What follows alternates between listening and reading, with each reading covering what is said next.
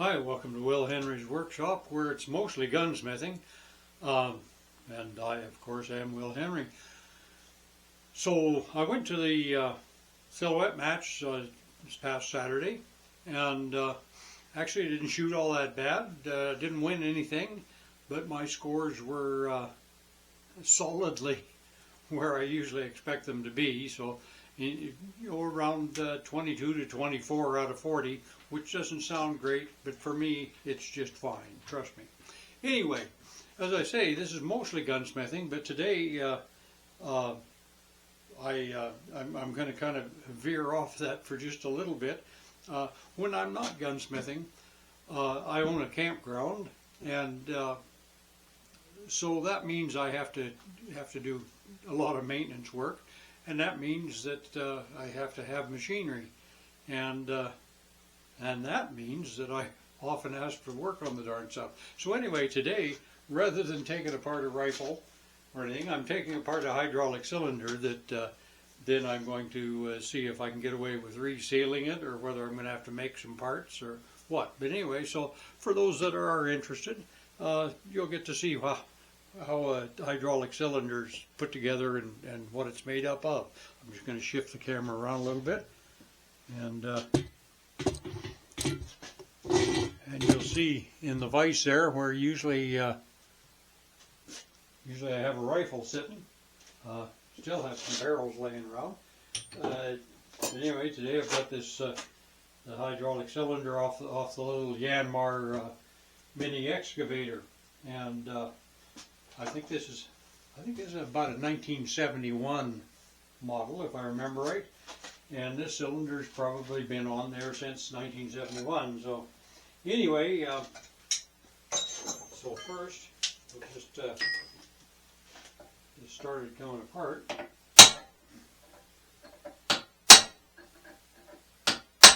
Just loosen it up a little bit, and then from there I should be able to unscrew this with the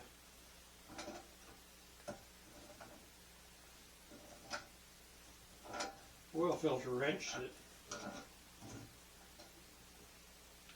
isn't the ideal thing for the purpose.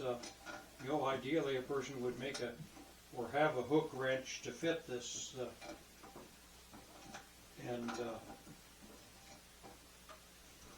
but I don't, so this works.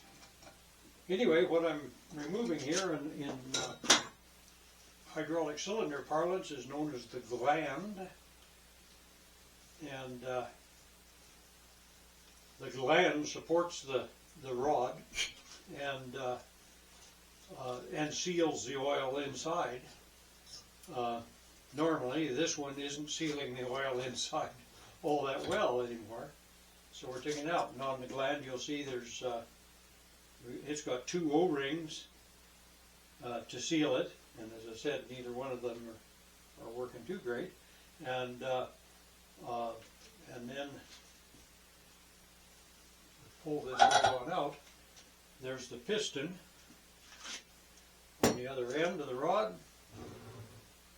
and this is the barrel. So at least we have some firearms reference there.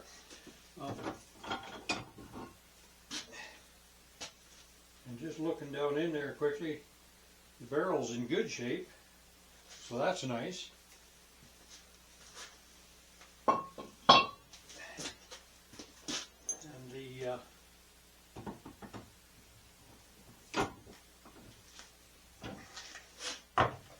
now on the, I'm just going to zoom this in a little.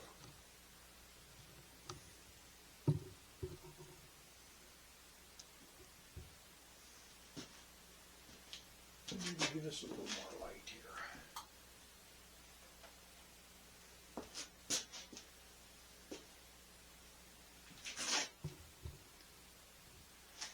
Okay, and on the piston here, we have a seal, and with the seal it has backers on either side of the seal, and then this is a wear strip, and the wear strip is here just to prevent the piston, which is made of steel in this case, from contacting the inside of the cylinder, because if it does, the two pieces of steel will gall and tear pieces out of each other.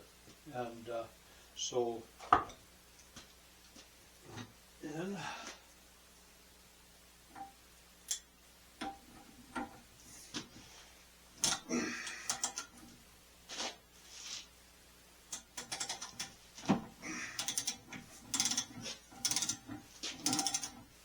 just held on with a nut in this case, and some or I think it is. I don't think this is threaded on or not. The in some cases the piston is threaded on. But this one, I believe, is just held on with a nut. I'll find out here shortly.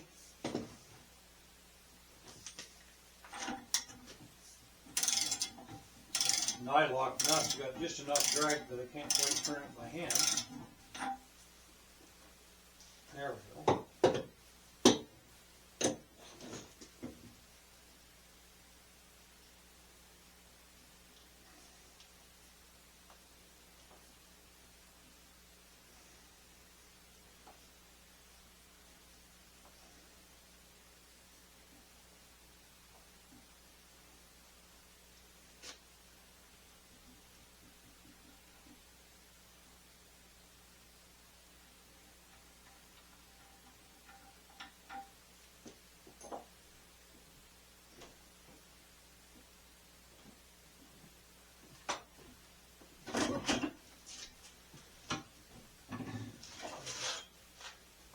A little bit slimy. So,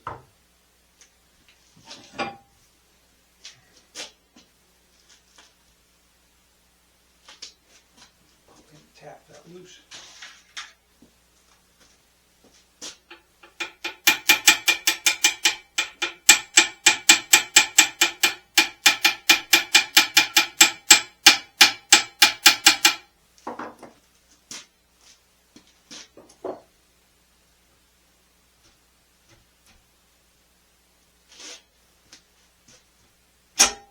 There in the piston.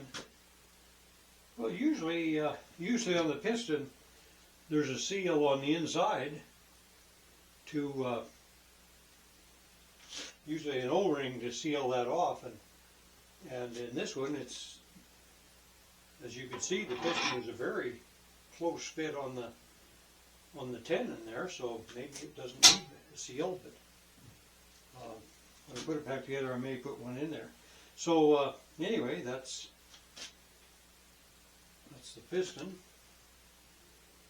and so on it, I'll probably get a replacement seal for it.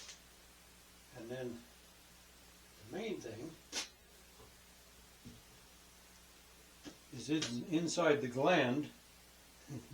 You can see this seal has just completely started to disintegrate, which and on the other end, this is a wiper and it doesn't seal anything, but in behind it is a second seal, and which apparently isn't doing a lot either.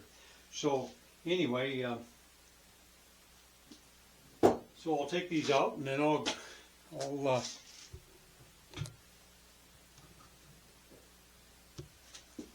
take these seals out, and then I'll go into Hydraulics Unlimited in town and get new seals for this thing and get it back together, and Bob's your uncle. So anyway, that's our excursion away from gunsmithing for this morning, for just a little bit, yeah. So with having said that, we're done now with this, and we'll be able to get back to gunsmithing. And what we're going to do in the gunsmithing realm today is, and now I got to spin you around again. First I got to clean all this hydraulic oil off my hands.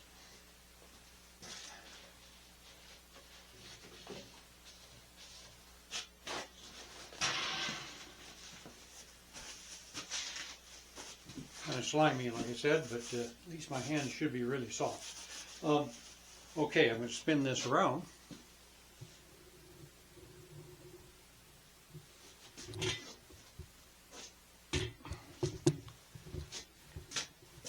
Now what I'm doing in the gunsmithing arena is I've got some barrels that I have to recontour, and so I thought this would be a good time. As you recall, not too long ago, I posted a video on checking the alignment on your tailstock and making sure that it's precisely aligned with the headstock on the machine. Well, now I'll demonstrate how to screw that all up and offset the tailstock to cut a taper. And so in this case, I'm going to be cutting a taper that is kind of a compound taper. I'm get this prop here. So I'm rebarreling some Kimber rifles, and the Kimber barrel from the factory. Let me just here again. Preparedness obviously isn't my forte. Anyway, it's 560 at the muzzle, and this is a 24-inch barrel. Well, the replacement barrels I'll be doing are going to be 23 inches, and they're going to be 600 or so at the muzzle. One of them is going to be through a 338-06, and I'll probably make it a little larger at the muzzle, maybe 625 or so. And now, at a point at the end of the forearm on the Kimber, it's 0.660 diameter. So what I've got is if with the one, I'm going to, like I say, 600 at the muzzle, so there's 60 thousandths of an inch of taper over 12.5 inches with the 23-inch barrel. And I can probably, I'll probably start at 23.5. I always like to give myself a little bit extra for crowning and so on. And when I'm turning on centers, there's always some damage out to the last 1/8 inch of the barrel, so I like to have a 1/2 inch or so to cut off to fix that. But so, you know, I'm just noticing that the lighting, with it being daylight and all, isn't all that great. So anyway, it'll be 60 thousandths, and now I have to resort to my calculator.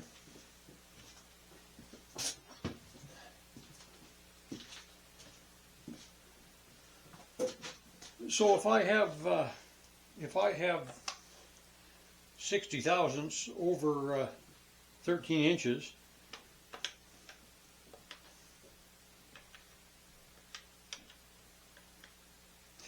that's going to give me that gives me a taper per inch of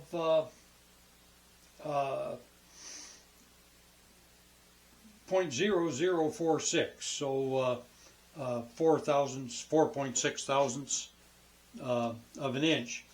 And now, since my barrel is going to be 23.5 inches long, then I can multiply that by 23.5, and that gives me a taper over that distance of 108. So that means that in order to cut this taper, I'll turn you back over here and actually move up a little closer to the machine so we kind of see here.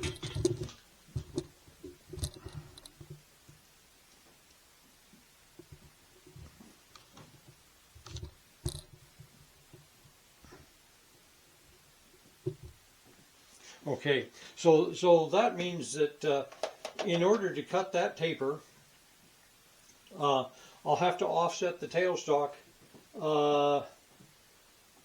54 thousandths of an inch toward the cutter, or toward us, and so that's accomplished by just barrel out of the way by just backing off the screw on the far side.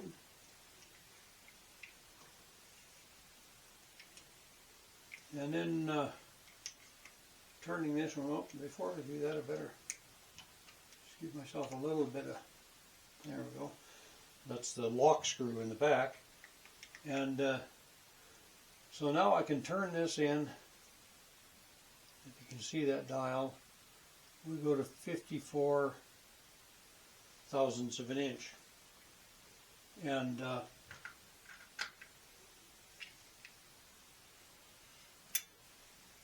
lock that back up again. Sometimes when you do that, you get a little bit of movement, as I did. So I'll just adjust for that. There we go.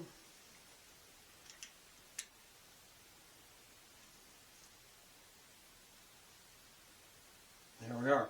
Okay, so now, I've offset my center this way, and so now when I cut on this barrel, this should give me a taper of 60 thousandths of an inch over that first section. So I'll do that, and then when I get back to the part where it's at the front of the forearm, then all I have to do is I should be at 660. Then the next section, I go from 660 up to 705 in about 5.5 inches. And so it's the same story there. You just calculate the taper per inch, and then offset the tailstock a little further in that case, because there's more taper, and then turn that portion of the barrel, and then the last part is doing this transition here from this point where the barrel's 705 up to the parallel shank here. And so to do that, we'll kind of use what Tom Burgess used to call the etch-a-sketch method, where you try and operate both controls at the same time, and we'll see if I can do that and end up with a pretty good representative of that taper. And in reality, what I do is again, I'll figure out what I have to do to get this little bit of concavity here, and then I'll turn steps, and then I just smooth out the steps, and I finish it off by draw filing. So there we have it. Now, so that's all going to happen in the next video. I'm not going to do any turning right now because I have to get ready. Actually, I have to shorten this barrel. I neglected to do that before I took the chuck off. When I'm turning this, the barrel will of course be located between centers on the tailstock center and the live center in the headstock, and it'll be driven with a lathe dog, and the lathe dog by the dog driver here, and the dog driver looks a lot like an old stove bolt with the head cut off. Strange. Anyway, so that's that, and so in the next segment we'll get started on that. Now let me see what I'm going to. Okay. Swing around again. Get a good view of the Will Henry workshop, which is kind of devolving into a cluttered state again, and so I'm going to have to take a little time and kind of straighten up. I think it's you know, a person just can't help but go back to his true self, which in my case is just not quite as neat and tidy. And I noticed too that, and you know, I was really hoping to avoid this, But it appears that I've misplaced the stupid remote again, and so I'm just going to reach up with my hand and push the stop button and save myself the anguish of hunting for the remote on camera. We'll see you later.